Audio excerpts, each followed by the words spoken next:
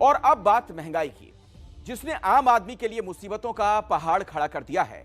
मुद्दा बड़ा है, इसीलिए विपक्षी दल भी इसमें कूद पड़े। थाल और दाल, जी हां, इसकी दलीलें दी जा रही हैं। लड़ाई संसद से लेकर सड़क तक आ पहुंची और चल रही है फुल टॉस राजनीति।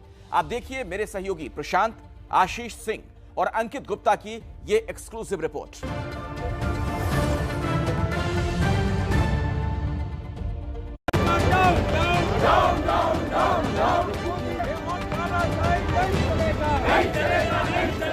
आम जनता के लिए जीडीपी माने गैस, डीजल और पेट्रोल वही बढ़ा है। इस सरकार को चिंता नहीं है, चिंता है केवल सत्ता के पद में चूर रहना।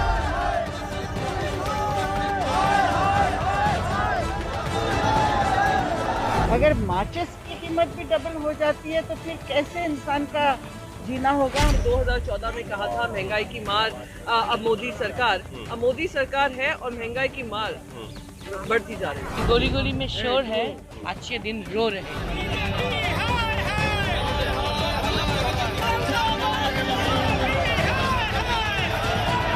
गरीब आदमी खाए क्या? घास की रोटी। तो मैं पूरा निंदा करता हूँ। महंगाई को लेकर सरकार कुछ नहीं कर रहा है।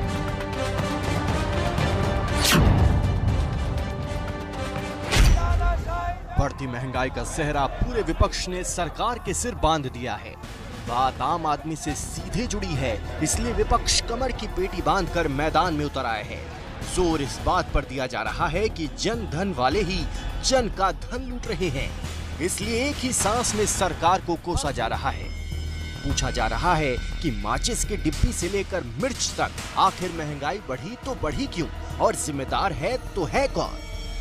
रोटी आप बना नहीं सकते, बिल्कुल। गेहूं आपको मिल नहीं रहा है, और जो गेहूं आपको मिल रहा है उसकी क्वालिटी इतनी खराब है जी। तो गरीब आदमी खाए क्या? घास की रोटी। ईंट लगा के बीच में कंडा और सूखे घास लगा के चूल्हे जलाते हैं कि नहीं गांव में लोग? क्या करेंगे?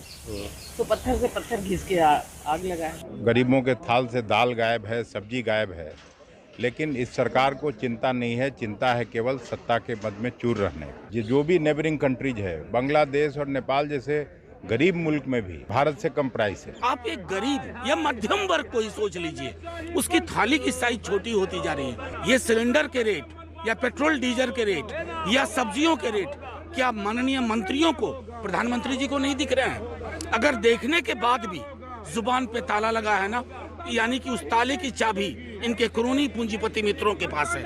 130% एक्साइज ड्यूटी बढ़ाने वाले लोग ज्ञान बांट रहे हैं राज्य सरकारों में।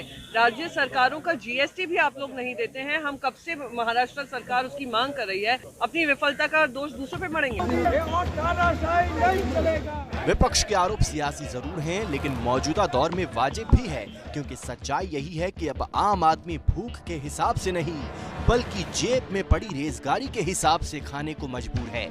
और सरकार की मजबूरी ये है कि विपक्ष के आरोपों पर उसके पास कहने को ज्यादा कुछ है नहीं, सिवाय जीडीपी को छोड़कर।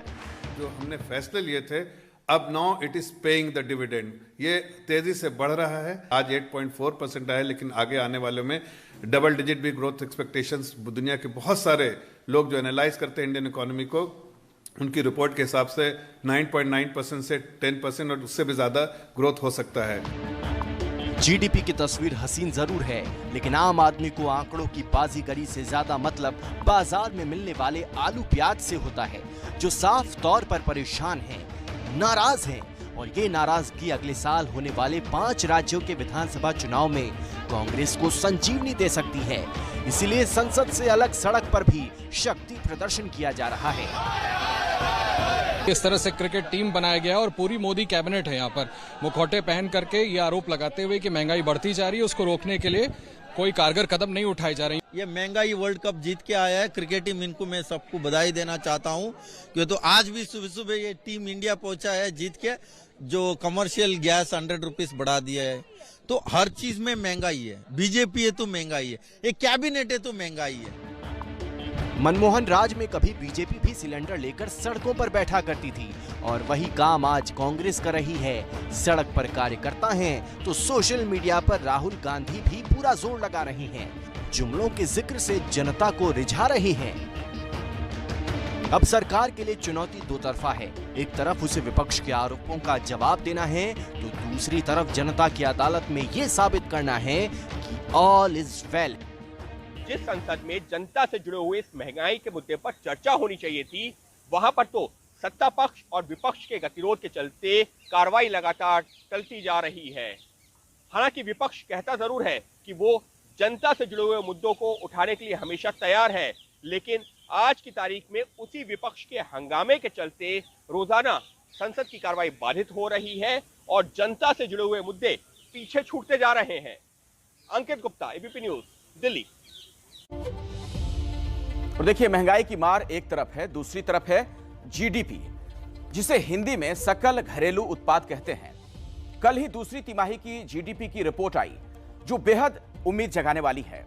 हम आपको बताते हैं कि कैसे टीकाकरण की तेज रफ्तार ने जीडीपी को भी रफ्तार दी है।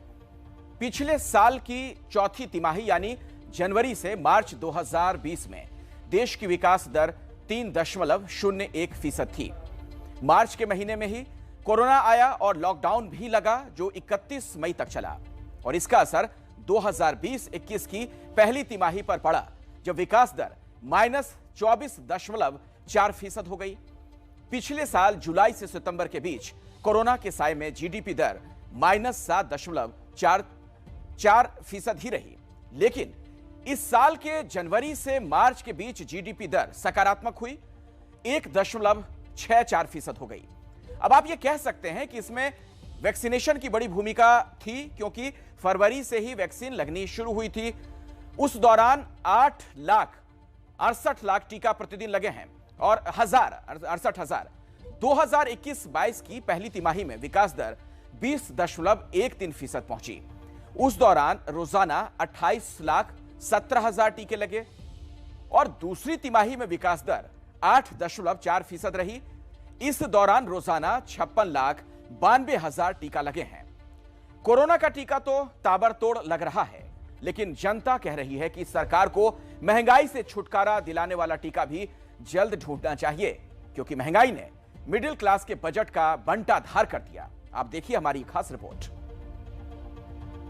अब जो आग लगाने वाली चीज माचिस, वो भी आग लगाना भी महंगा हो गया। 20% जनता जो है इस समय महंगाई से रो रही है। सिलेंडर महंगा है, आटा, दाल, चावल सभी महंगा है। अरे महंगा कीजिए, हवाई जहाज का टिकट महंगा कीजिए, रेल का टिकट महंगा कीजिए, और चीजें महंगा कीजिए।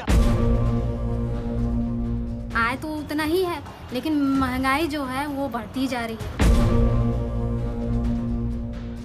यही चिंता आज देश के हर आदमी को खाए जा रही कि आखिर महंगाई के इस दौर में वर्तमान संवरता नहीं, भविष्य कैसे संवारेंगे। पेट की भूख तो मिटती नहीं, फिर जिम्मेदारियों का बोझ कैसे उठाएंगे। क्योंकि पहले जब महंगाई बढ़ती थी तो सिर्फ बजट बिगड़ता था, लेकिन आज की महंगाई में बजट बचा ही नहीं। सबसे ज्यादा मुसीबत में मिडिल क्लास है, जिसकी जिंदगी पहले ही किस्तों पर चल रही और अब महंगाई ने उसे दिवालिया होने की कगार पर ला खड़ा कर दिया है। लक्ष्मी नगर की रहने वाली अंजू को ही देख लीजिए। इनके पति स्नैक्स की दुकान चलाते हैं, लेकिन महंगाई ने दुकान और मकान दोनों के लिए बड़ा संकट खड़ा कर दिया। हालात इतने बुरे हैं कि नौबत बच्चों की ख्वाहिशों के कत्ल करने तक आ गई है।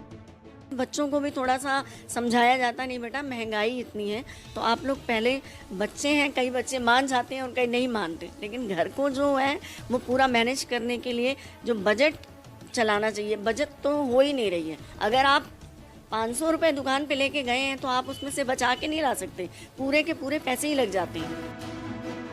पिछले एक साल में महंगाई ने कैसे गृहस्थी को डामाडोल किया है, उस तस्वीर को आंकड़ों के जरिए समझ लीजिए। पिछले साल आज ही के दिन घरेलू एलपीजी सिलेंडर 594 रुपए का था, अब 900 का है। सीएनजी 43 रुपए 40 पैसे का था, अब 52 रुपए 4 पैसे का है। तेल 136 रुपए लीटर था, अब 186 का मिल रहा है। दूध 55 रुपए लीटर था, अब 57 रुपए है। टमाटर 36 रुपए से बढ़कर 70 के करीब पहुंच गया है।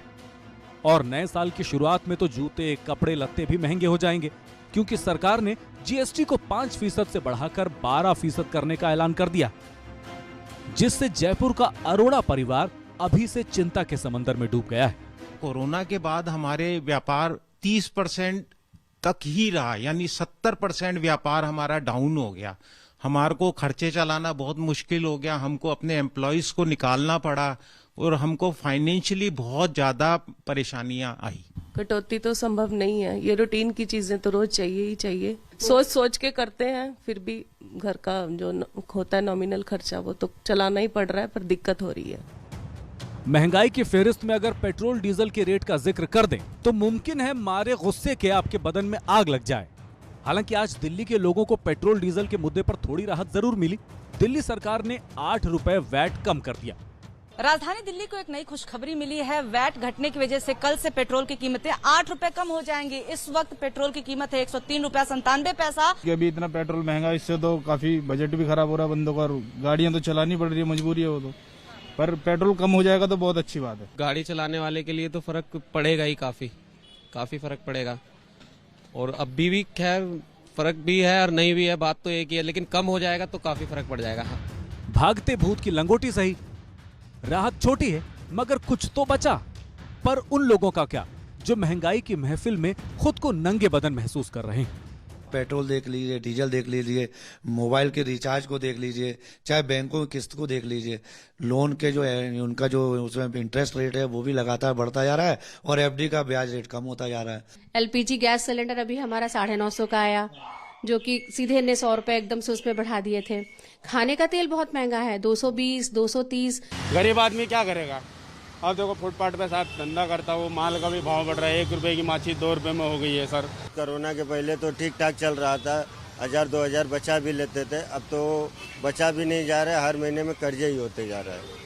गैस के दाम, स्कूल की फीस, कोचिंग की फीस, हर चीज बढ़ रहा है। मतलब समझ में नहीं आता है कि कौन सी सब्जी पे हाथ रखें, क्योंकि कोई भी सब्जी हम देख रहे हैं तो वो सबके रेट इतने ज्यादा हैं कि समझ ही में नहीं आता कौन सी सब्जी आज बनाएंगे। तो आप बताइए 30 रुपए किलो जिस घर में आलू जाएगा उसमें सरसों का तेल है, धनिया है, मिर्ची है, डाल कर एक टाइम की सब्जी कम से कम 70 रुपए की बनेगी। उसमें भी 4 प्राणी ठीक से खाना नहीं खा पाएंगे। कोई भी बिजनेस अभी चल नहीं रहा है। खाने के लिए रेस्टोरेंट डाला तो उसके बाद ठेले पे आ गए, ये असर पड़ा है। हम लोग पहले बाइक से जाते थे, पेट्रोल महंगा होने के कारण कन्वेंस से जाने लगे, अब तो कन्वेंस भी बढ़ चुका है और कन्वेंस से जाने के चक्कर में अब तो हम लोग कॉलेज के दिन में 2 ही 3 बार हफ्ते में जाते हैं। महंगाई वो दलदल बन गई है जो लोगों को लगातार नीचे की ओर खींच रही।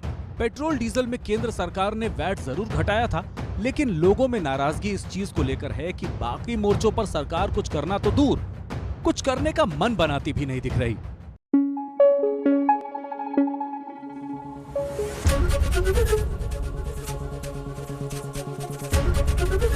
एबीपी न्यूज आपको रखे आगे।